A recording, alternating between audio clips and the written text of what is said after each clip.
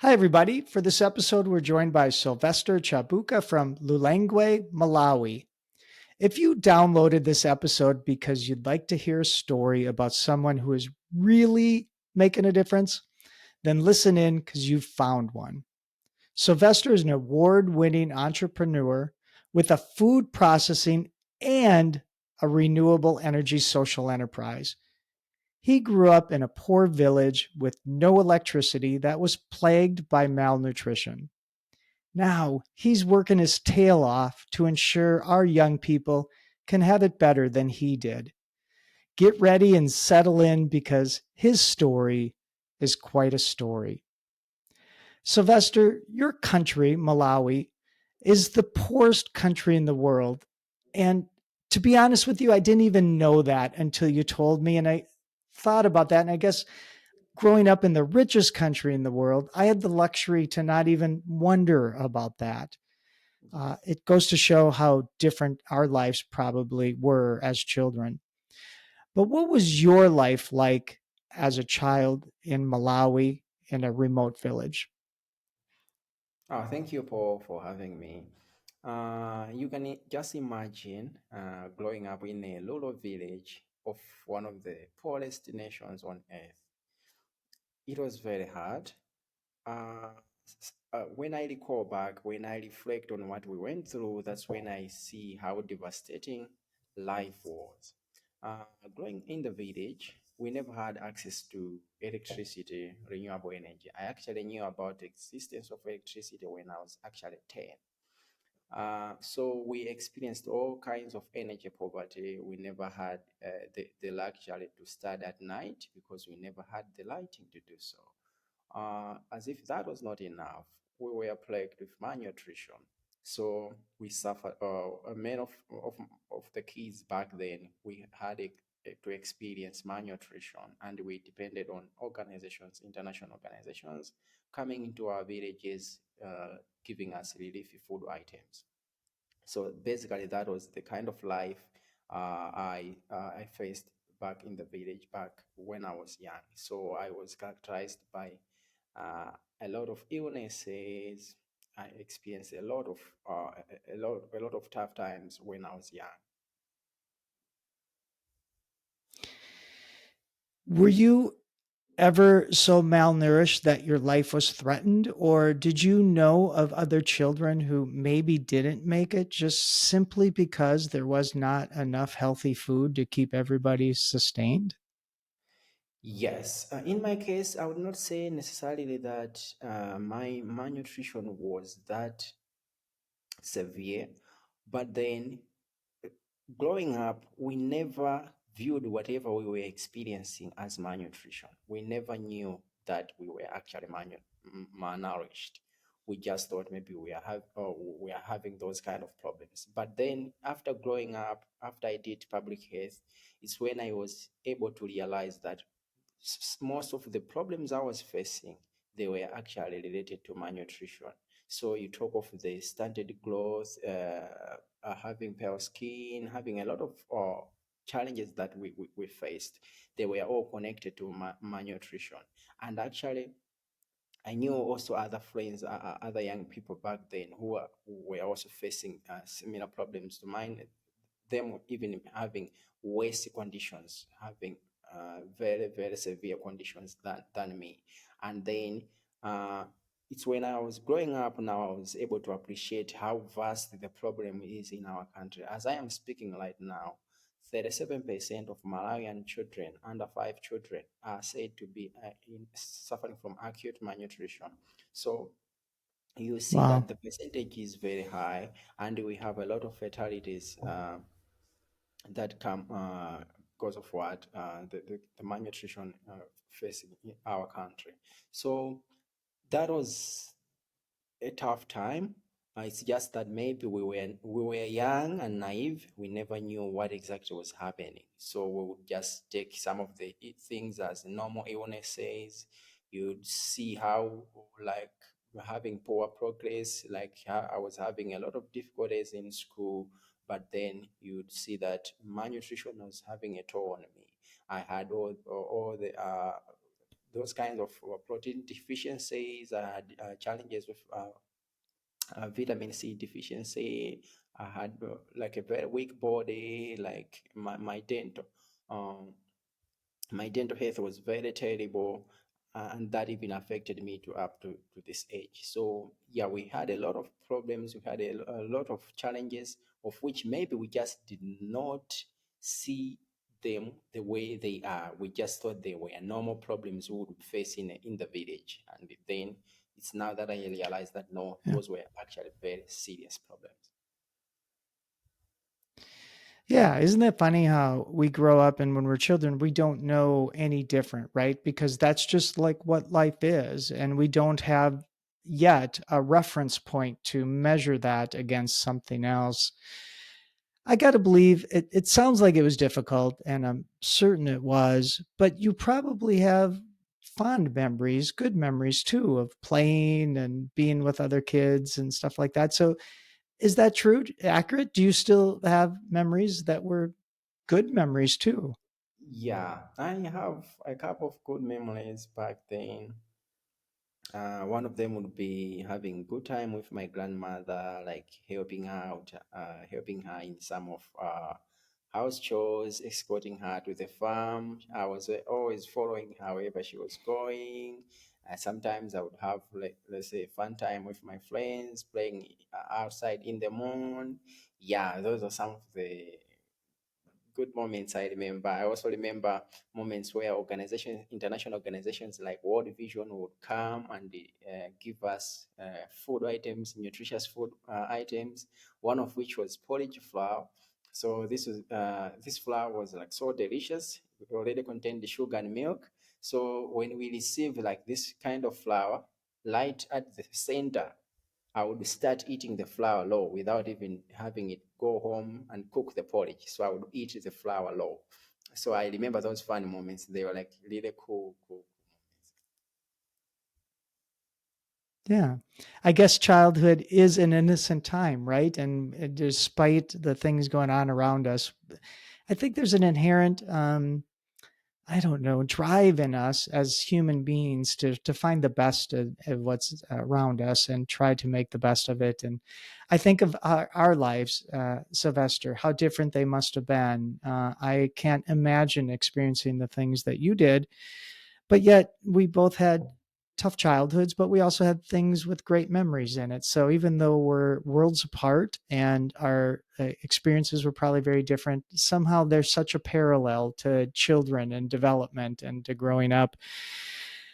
And so, what were your parents like, Sylvester? Did you have a tight knit family? Were your mother and father, were they very involved in your life? And how did that go? Okay, so my mother became sick when I was 14 months old. Hmm. So because of her sickness, she could no longer be readily available to take care of me. So my grandmother took over the responsibility of taking care of me. So my mother would be in and out of the hospital. She actually went to South Africa for her head surgery. So she had some brain surgery and all that. So unfortunately, she lost Who? her sight. Yeah, so growing up, I only have memories of my mother being blind. I have no memories of my mother being able to see. Hmm. Yeah, so I did have painful moments with her, like escorting her because she's blind. When I was just 5 years old, so yeah, helping her move around the house, things like those. And then because of the conditions and circumstances we are going through, she had to go to uh, other like home village, so like where like her parents' house, so it's like 700 kilometers away from where I was with my grandmother. So that's how we separated with my mother. So I would see her next in the next 15 years after that. When I was 5, I saw her when I was 5, and then I Hmm. saw her again when I was 15 years old. Yeah, so Wow. yeah, like I don't have that quite a good bond, or quite an experience with my mom, because of the circumstances she went through. we were never together. We were never together. Yeah, and my dad, because of like how young I was, he only trusted me with his mother. That's my grandmother. Yeah, so it's his mother who took care of me, like my grandmother. So she took care of me until I was 10. So when I was 10, my dad was like, I know the boy is a bit old enough to come and stay with me. He would see him, like he would be able to take care of himself in the house because he's now 10, something like that. Yeah. So I started staying with my dad when after I was 10 years old. So basically that's how I was. My childhood has been spent with my grandmother, and that's the like the person I bonded with most than all the other people in my life.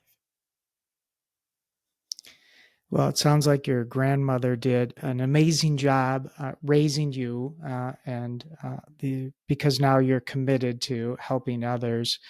What was your grandma like, Sylvester? Did she have kind of an entrepreneurial spirit like you did? Was she a go getter? What was she like? Okay, so my grandmother, I tell you, Paul, is like the most amazing person I have ever encountered in my life. So first of I all, bet, Sylvester. my grandma, Paul, was someone who would easily tell someone to be confident enough. So somebody who would believe in you and help you build your own self-confidence. So she normally had to give us a phrase whenever we were faced with an obstacle or we had a task to do. She would always tell us that whatever does not have hands cannot be difficult for someone who has hands. So, like, she lived by that Hmm. kind of philosophy. She lived by that word that she believed that if something does not have hands, it cannot be difficult for any person who has hands. So she made me believe that I am capable. I am capable of doing things. I am capable of getting things done. And I trust me, Paul, since that time, since my interaction with my grandmother, I've never seen a challenge in my life that I think I cannot solve. So whenever Cool. growing up in my entrepreneurship, in my entrepreneurship journey, whenever I come across a challenge, I always remember what my grandma said. She told me that there is nothing difficult for a person who has hands. So I know I have the hands. I can never fail. So she installed in me confidence. The best investment she did in me is to install confidence. And I tell you, Paul, I am very confident. I get things done because I know I am capable of getting things done. And this is what she did to me. Besides that, my grandmother was a very caring person, very kind person. In fact, in the village, if there were like visitors or people who needed to shelter or people who needed some assistance to talk of food, they would always direct them to our house. They would always direct them to my grandma. She never had any position in the village like being a village leader or what, no.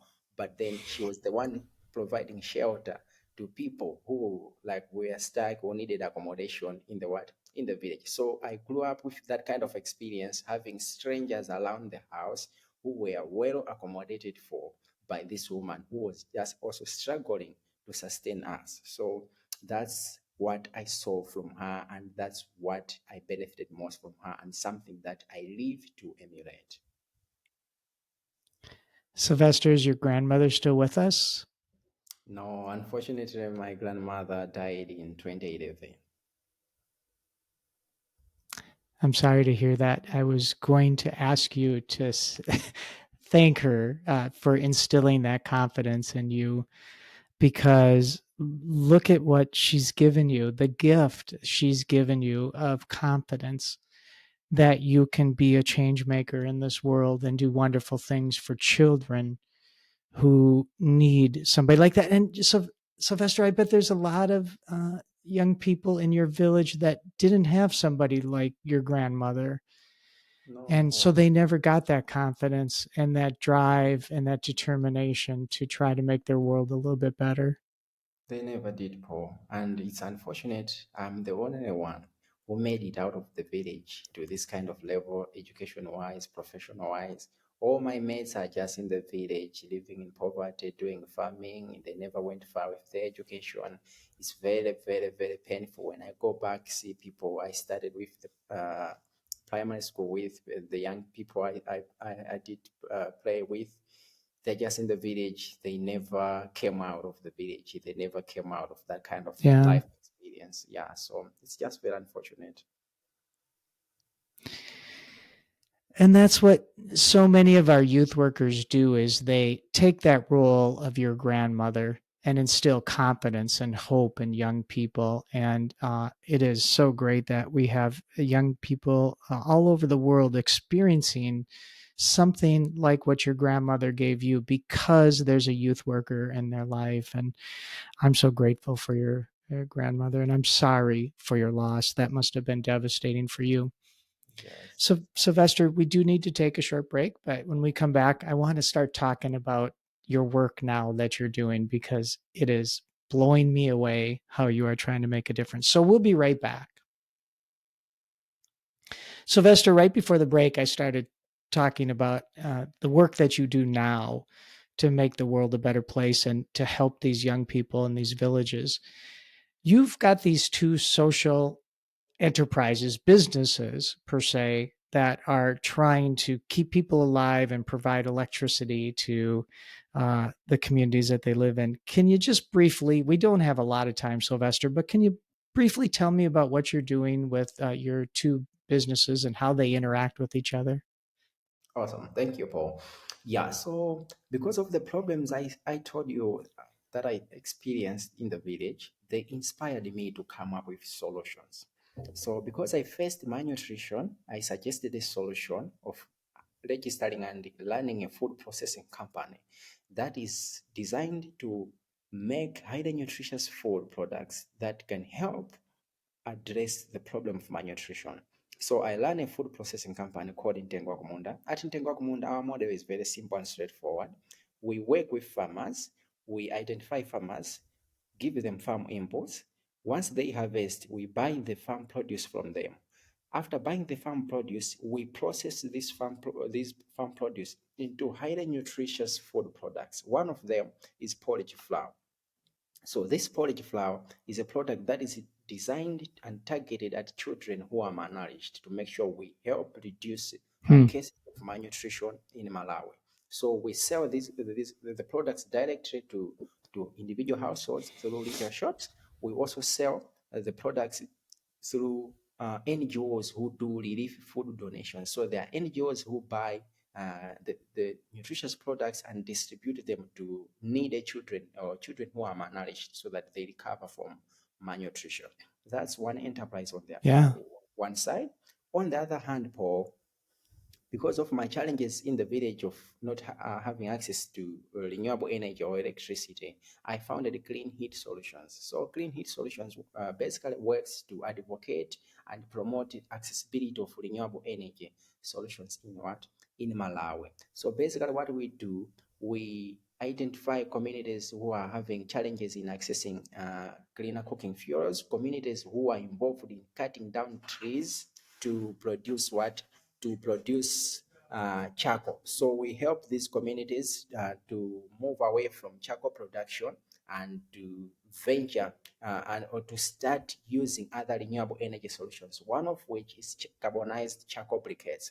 So we produce charcoal briquettes which are made from waste to replace charcoal that is destroying the environment, that is leading to deforestation. Besides that, we also identify people who are into charcoal production, the people who are involved in destroying the environment. So we identify these people, we equip them with other skills that they can use to earn money instead of destroying the environment. So we teach them welding and fabrication, we teach them tailoring, we teach them waste recycling, we teach them business management so that we divert them from charcoal production so that we conserve the environment. We are also introducing solar technology, solar irrigation farms. We are introducing portable solar systems for rural farmers so that they should be busy farming throughout the year instead of just relying on rainfall. And when they do farm, when they use this clean energy to help them in their farming, once they harvest, we buy the harvest, we buy the produce, and we process that produce into nutritious food, which we use to target and address malnutrition. So these enterprises, they kind of relate, they kind of link up, they are more similar, and they help collaborate and solve these problems. Wow, Sylvester, I know we could talk for hours about your social enterprise because there's so much that goes into it, but that was a wonderful overview. You are feeding malnourished children. Yes. You are saving the environment because people aren't cutting down trees and burning them as charcoal to produce heat and energy. And you are providing them with electricity through solar power. This is fundamentally going to change the lives of many, many people. And do you see it as the big scale that I do? How fundamentally this is going to change people's lives? Do you see it that way? Or are you just so buried in your work that you sometimes don't come up for air and just take in the totality of what you're trying to do? Yeah, that's very true, Paul. Sometimes when we are doing these things, we just see them normal. We get used to whatever we are doing. But then looking at how the things Yeah. I am doing, they get recognition, like being recognized by the president, being recognized by the U.S. Department of State, and other recognitions. You would now come to appreciate that whatever we are doing is big. And then, mind you, this is just the beginning. We have bigger plans for Malawi, bigger plans for Africa, and bigger plans for the entire world. And we believe these ventures would get us there. We would be able to reach out to millions of people. And it is amazing that all this stuff is sustainable too, right? It's not like gifts or charity that is keeping people alive, which is what people are dependent on now. Large organizations bringing in flour or different kinds of things to eat. You are working with the farmers to produce the product. You're then manufacturing the product and distributing it out. And the sales that you get from distributing it out, you're giving back to give to the farmers so they can grow more. And it just perpetuates itself. How close are you to taking this to scale, Sylvester, to where it can be really widespread? Paul, I am ready to take this to the next level. What I am currently looking for is external investors who want to release shares because I currently run the businesses as sole proprietorship. I want to have external investors. We should do equity investment. I should release some shares so that we get enough capital investment into this so that we reach out to more people.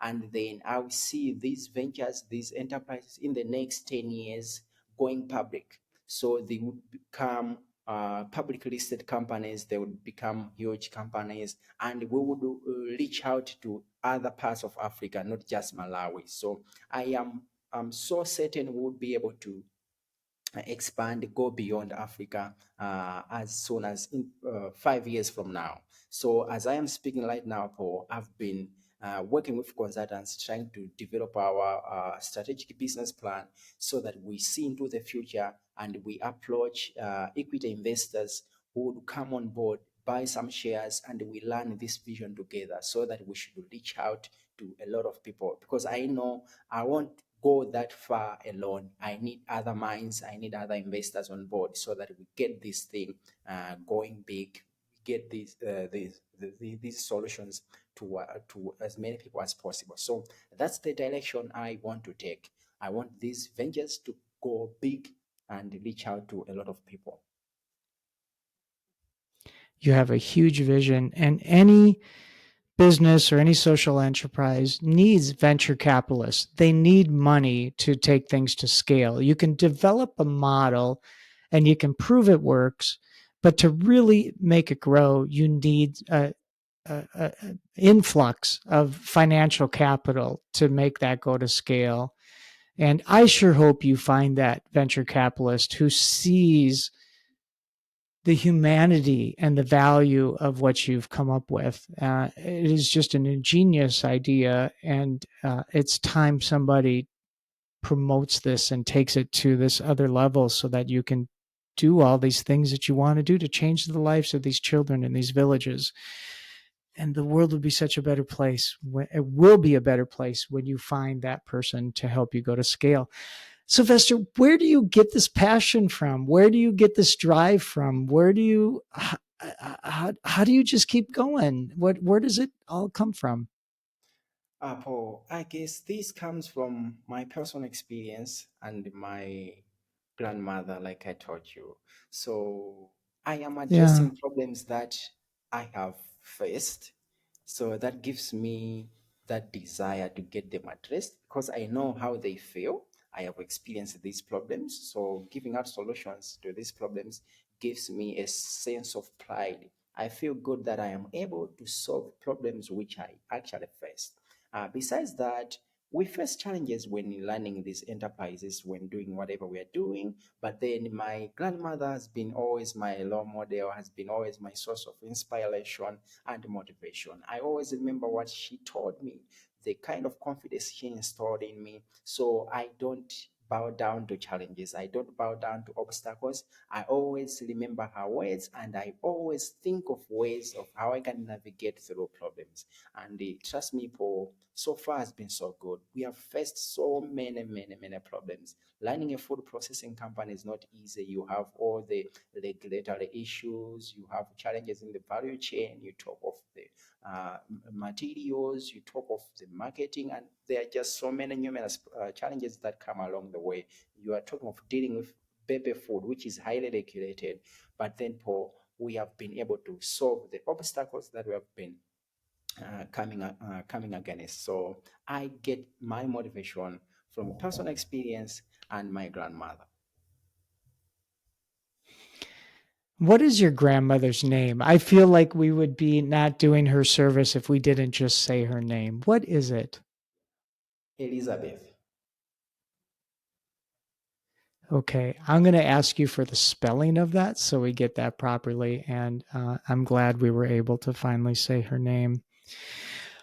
What did you, what have you learned about yourself through this whole process? What have you grown to understand about you, Sylvester, as a person in taking on this enormous challenge? Paul, I've come to realize that I am indeed capable. You know, maybe people would tell you, you're capable. My grandmother would tell me, I am capable, I am this. But then now, finally having to do the things and experience the life, I have come to the realization that I am capable.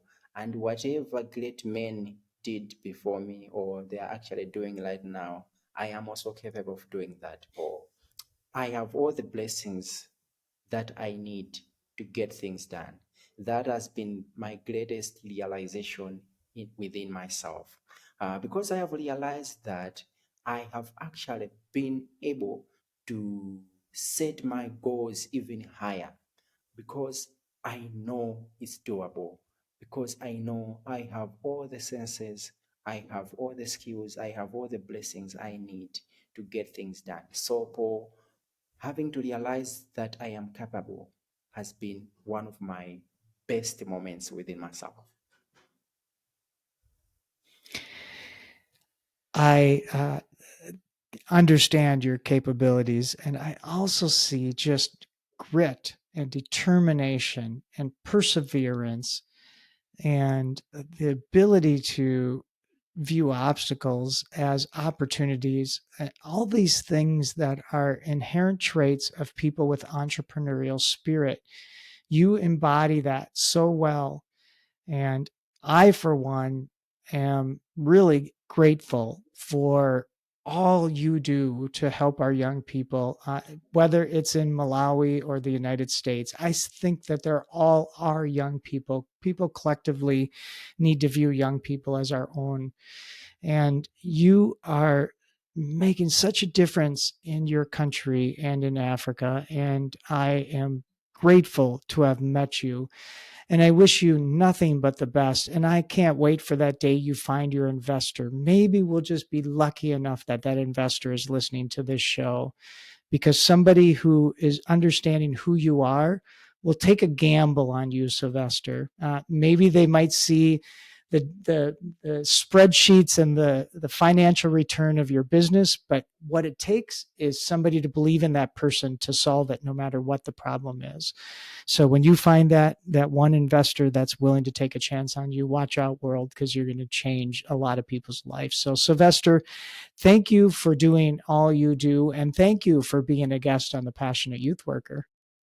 Thank you, Paul. Thank you so much, Paul. Sylvester, before we go, I always like to give our guests the last words to close out their episode. What words of wisdom or inspiration would you like to leave with our listeners? Dream, believe, achieve. Beautiful.